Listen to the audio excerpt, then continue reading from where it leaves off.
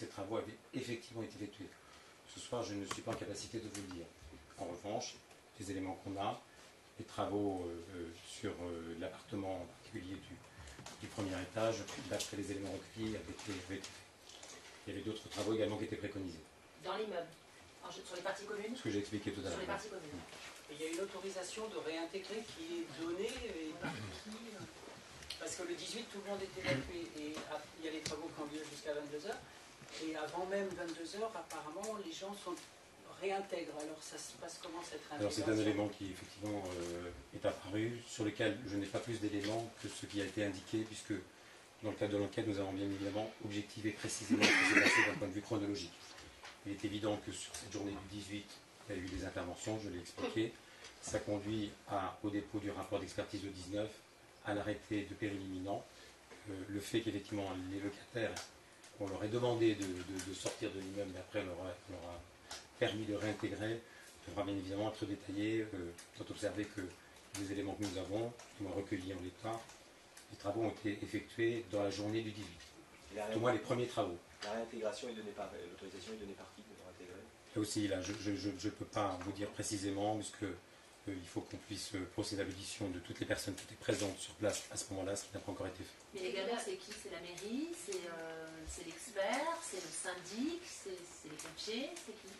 Moi, si vous voulez, sur le plan légal, j'ai à la fois l'intervention des services, bien évidemment, l'expert qui dépose un rapport sur lequel est pris l'arrêté de mise en péril. Voilà ce que je peux vous dire sur le plan aujourd'hui légal.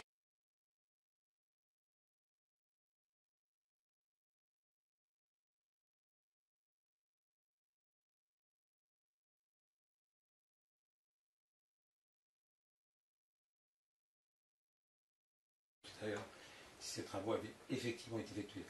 Ce soir, je ne suis pas en capacité de vous le dire.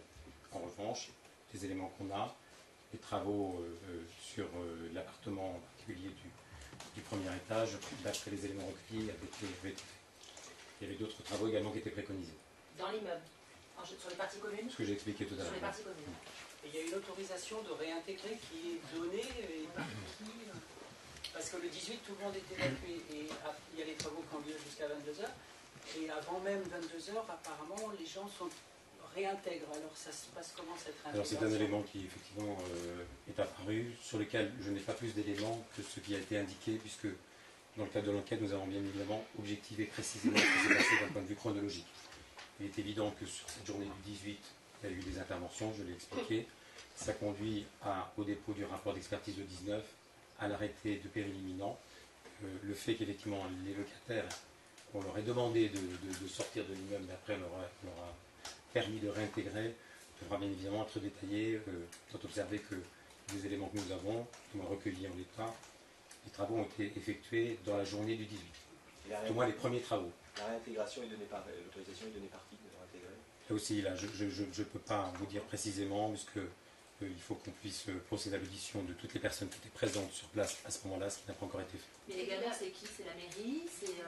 C'est l'expert? C'est le syndic? C'est les pompiers? C'est qui? Moi, si vous voulez, sur le plan légal, j'ai à la fois l'intervention des services, bien évidemment, l'expert qui dépose un rapport sur lequel est pris l'arrêté de mise en péril. Voilà ce que je peux vous dire sur le plan aujourd'hui légal. Vous voulez dire qu'il y a eu une main-levée informelle? Je n'ai pas du tout dit ça. Sur la journée du 18, pour l'instant, je n'ai pas d'autres éléments que ce que je peux tirer, à la fois du rapport qui a été déposé le 19, qui fait suite à la visite d'ailleurs de la visite par l'expert, et de l'arrêté qui était pris. Et des déclarations, pardon, qui ont été recueillies, les premières déclarations. Légalement, qui ont été recueillies, si vous me permettez de finir, les premières déclarations qui ont été recueillies auprès du représentant du syndic. Légalement, un arrêté de péril imminent implique une évacuation immédiate. C'est ce que prévoit la procédure, justement? Tout à fait, puisqu'en fait, l'arrêté de péril imminent, comme je l'ai expliqué, à la fois il interdit l'accès à un appartement au premier étage. En revanche, donc, il fixe un délai de 21 jours pour réaliser des travaux. Mais dans le laps de temps de l'exécution des travaux, les personnes ont le droit de rester dans l'appartement ou pas? Enfin, dans l'immeuble ou pas? Les travaux réalisés, là, moi ce que je vous indiquais tout à l'heure, je ne sais pas si les travaux qui avaient été préconisés ont été réalisés ou non. Et quelle est l'étendue des travaux qui ont été réalisés, hormis l'audition à laquelle j'ai fait état. Même s'il y a un arrêté de Donc pour l'instant, c'est prééminent- trop tôt pour que je même puisse s'il y dire. a un arrêté de prééminent pour un seul appartement, ça ne veut pas dire que tout l'immeuble doit être évacué. C'est juste le locataire de ce premier étage. Absolument, oui, il y a différents désordres, dont certains, effectivement, comme vous le dites, ont justifié qu'en toute hypothèse, cet appartement ne pouvait plus être occupé. Ce ne sont que des auditions libres, il n'y a pas eu de garde à vue. Non, pas de garde à vue. À part le syndic, enfin le comité syndic, est-ce qu'on peut savoir quelle personne vous avez entendu? On a entendu donc, plusieurs témoins, les représentants de Marseille Habitat, et donc différentes personnes qui habitaient dans cet immeuble. Alors, on est véritablement en cours d'audition, parce que bien sûr, on poursuit les investigations, et il n'y a que 48 heures que les faits se sont déroulés, et on a beaucoup travaillé sur l'identification des victimes et sur la mise en place de tous les dispositifs pour avoir la certitude de cette identification, ce qui permet peut-être de donner la parole à monsieur Arella, peut-être pour qu'il dise deux mots sur justement le service et l'unité, plus exactement l'identification des victimes de catastrophes, qui, je répète, a été sollicité et est intervenu dès le premier jour. Oui, monsieur le procureur, la direction interrégionale de police judiciaire de Marseille, qui vous avait confié l'enquête, est fortement mobilisée là, depuis lundi. En l'état, donc, ce sont 85 enquêteurs de la police judiciaire qui sont mis à contribution. C'est essentiellement toute la brigade criminelle, tout le service régional d'identité judiciaire, et depuis lundi, avec votre accord, donc j'ai suscité la présence du service central de police technique et scientifique d'Écully, et qui en son sein a une unité qui s'appelle l'unité police d'identification de victimes de catastrophes, qui est tout à fait adaptée pour ce genre de situation. Notre organisation est un peu à l'identique du dispositif attentat que nous menons lorsque tel est le cas. Bien sûr, là on est en situation de catastrophe, pas de confusion bien sûr dans ce propos.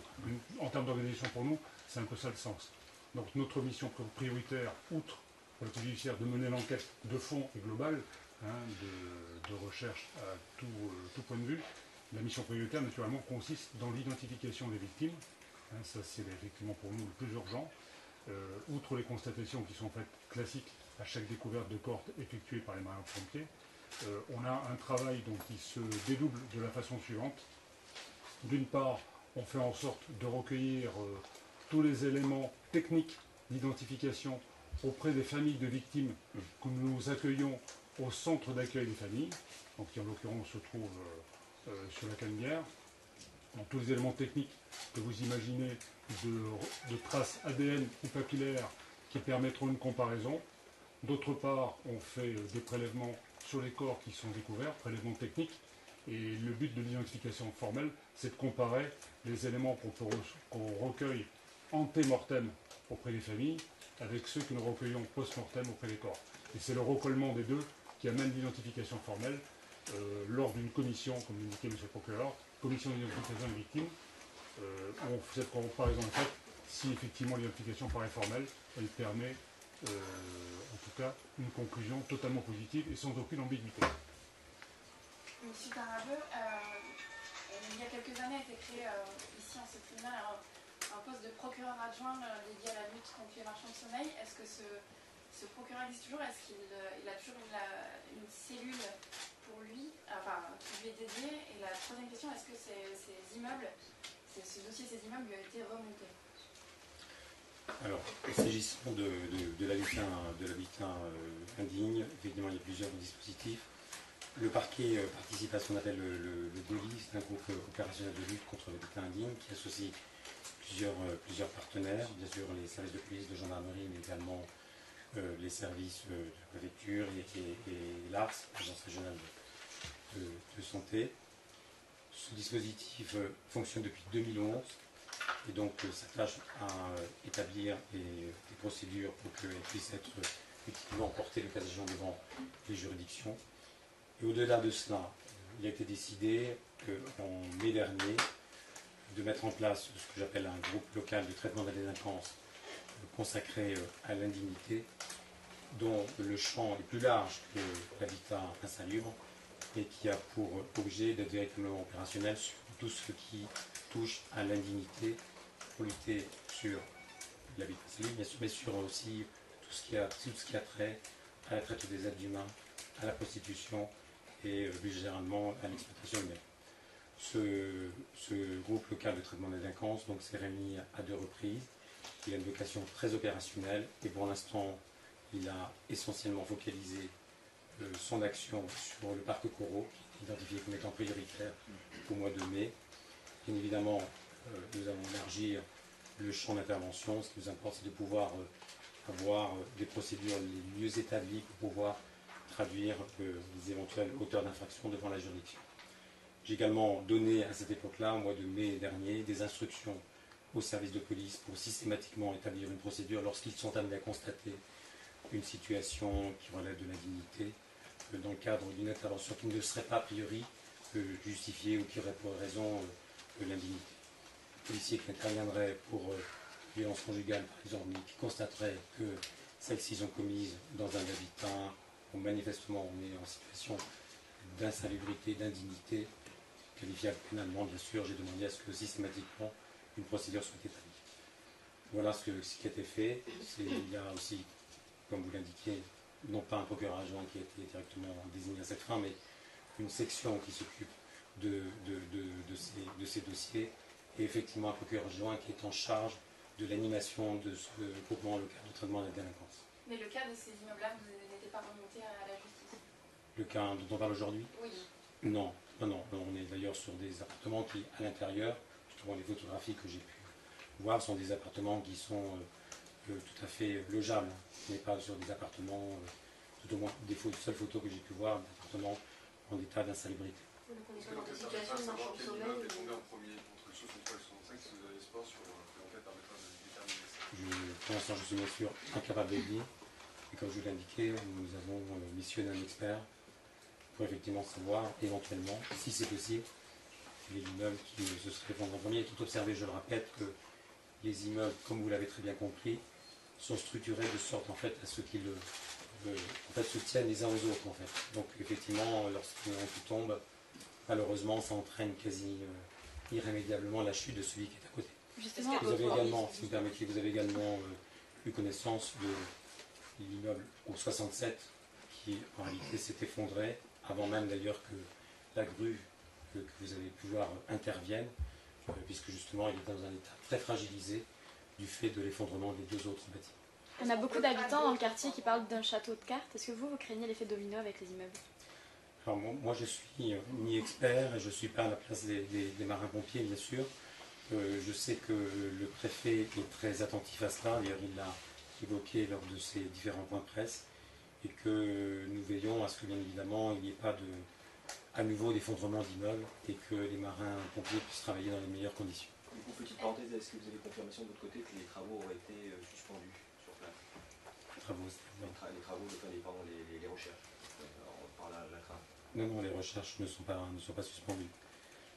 Donc elles sont réalisées lorsqu'il pleut très fortement, du coup elles ne peuvent pas avoir lieu, mais sachez bien que depuis le drame, les pompiers travaillent nuit et jour, donc ce qui a conduit à découvrir les 6 victimes dont j'ai parlé malheureusement tout à l'heure. Donc les travaux de déblaiement, comme vous le savez, puisque l'amiral Guerrier a dû vous le dire, ce sont des travaux qui sont des déblaiements qui sont très longs, délicats. C'est la raison pour laquelle j'ai souhaité aussi, en introduction de mes propos, saluer l'action des marins-pompiers depuis lundi matin. Est-ce qu'il y a une défaillance? Combien de marchands de sommeil par an à Marseille? Je n'ai pas de chiffres précisément à vous donner, parce qu'on est sur des procédures qui ne concernent pas que cela. Donc je n'ai pas de chiffres précis à vous indiquer.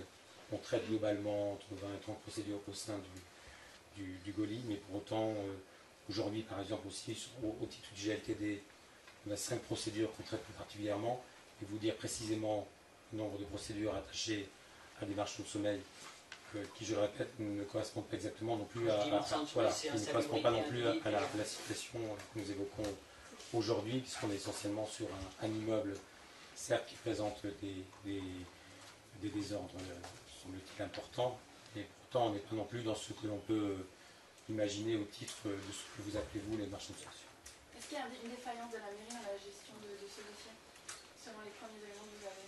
Moi, les premiers éléments que j'ai, je vous les ai indiqués. Aujourd'hui, bien évidemment, je l'ai indiqué à la fin de mon propos, bien évidemment prématuré de pouvoir retenir, imputer, qualifier une quelconque responsabilité. En l'état, nous recueillons l'ensemble des documents. J'ai désigné, comme je l'ai indiqué, un expert. Donc, pour qu'on puisse à la fois poursuivre les investigations d'enquête et qu'on puisse aussi être éclairé au mieux par rapport à la situation à laquelle nous avons affaire aujourd'hui. Parce que la chaîne de responsabilité doit être établie et l'expert, j'imagine, va aider en cela. Il participera, oui. Mais est-ce que dans l'ensemble, vous avez le sentiment, même si ce n'est pas votre rôle d'avoir des sentiments sur le sujet, mais des choses pratiques, mais est-ce que vous avez quand même une perception comme quoi on a minimisé à un moment ou à un autre les risques, vu le drame qui vient de se produire? Non, je ne peux absolument pas répondre à votre question. Je n'ai pas d'éléments qui permettent de le considérer, comme je l'ai indiqué, et puis effectivement, je n'ai pas de sentiment dans le sens où vous l'avez indiqué. Que deviennent les gravats? Partent-ils vers une zone spéciale pour être examinés par les enquêteurs? Oui, on a la question effectivement de ces gravats qui pour l'instant effectivement sont entreposés. On veille à ce que leur entrepôt soit différencié du reste, bien sûr, des gravats que par ailleurs la collectivité a à gérer. Et là, on est sur ce schéma-là. Pour être analysé, pour être étudié. Pour l'instant, on a mis en quelque sorte de côté les gravats, mais dans une perspective conservatoire. La caméra de vidéosurveillance, est-ce qu'elle filme l'effondrement ou pas? Non, la caméra de vidéosurveillance, j'en ai parlé au début effectivement de mes interventions, parce que nous craignons, lorsqu'en fait elle fait un passage, mais elle fait un passage toutes les 15 secondes en fait. Nous avions relevé qu'effectivement nous avions des passants qui étaient sur le trottoir à l'endroit même de l'éboulement. Nous craignons et nous redoutions qu'effectivement nous ayons 2 personnes sous les gravats, ce qui nous conduit d'ailleurs à dire que nous redoutions 10 victimes à la suite de la catastrophe. Le déblaiement du trottoir qui est intervenu hier matin, fort heureusement, n'a pas révélé la présence de victimes. Donc la caméra ne filme pas l'éboulement. Et on n'a en fait aujourd'hui que des images prises par drone de la situation, comme d'ailleurs vous avez pu le voir sur différentes images qui ont été diffusées. Concernant l'expertise du 65, est-ce qu'il aurait été peut-être plus prudent de préconiser une évacuation intégrale de l'immeuble, sachant que les travaux recommandés avec un délai de 21 jours pour les effectuer, l'immeuble s'est effondré avant ces 21 jours. Est-ce que vos investigations vont aussi dans ce sens-là peut-être? Alors les investigations effectivement vont porter notamment sur cela. Aujourd'hui je suis dans la capacité de vous dire, de répondre à votre question.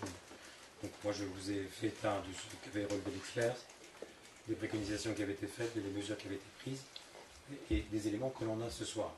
Donc après, il faut bien évidemment que les investigations se poursuivent pour qu'on aille plus loin en quelque sorte sur ces éléments pour déterminer exactement justement la cause de cet effondrement avec, comme je l'ai indiqué, le concours d'un expert qui a été mandaté dès lundi.